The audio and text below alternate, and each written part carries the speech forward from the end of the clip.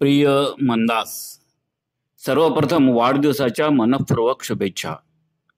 आज तुझा वाढदिवस आणि या निमित्ताने तुला पत्र लिहावंसं वाटलं, कारण फक्त शुभेच्छा या दोन शब्दात तुझ्याबद्दलच्या भावना पूर्ण व्यक्त होणार नाहीत. तुझं जीवन हे एक प्रेरणादायी प्रवास आहे. आनंदाने जगायचं हा तुझा जीवन मंत्र आहे आणि ते तू फक्त बोलून नाहीस तर प्रत्येक क्षणी जगून दाखवतेस. रवींद्ररावांसारखा समंजस प्रेमळ जोडीदार आणि अमित व अश्विनीसारखी सुंदर मुलं यांच्यासह तुझं घरटं खरंच एका सुखद स्वप्नासारखं आहे. तुझ्या आरोग्य प्रश्नांनी सगळ्यांनाच काळजीत टाकलं होतं, पण तू मात्र धीरानं, विश्वासानं आणि शिस्तबद्ध पद्धतीनं त्या संकटालाही सामोरी गेलीस.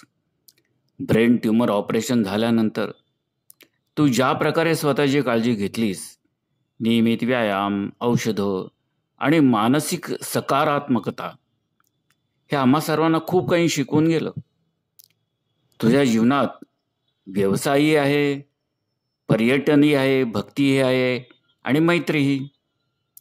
शिलाई, घरगुती उद्योग यामधून तू केवळ आर्थिक नव्हे तर वैयक्तिक समाधानही शोधलंस.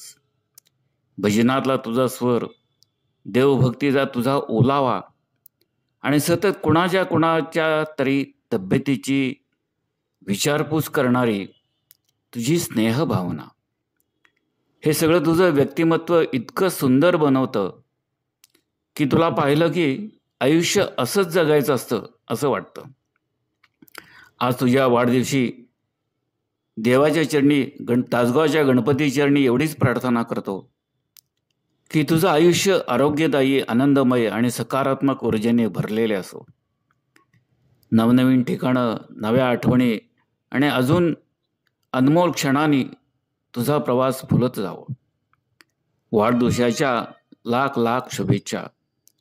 तुझं आयुष्य असंच मधुर, गोड आणि सुंदर राहो. तुझेच बाळकृष्ण व रमेश.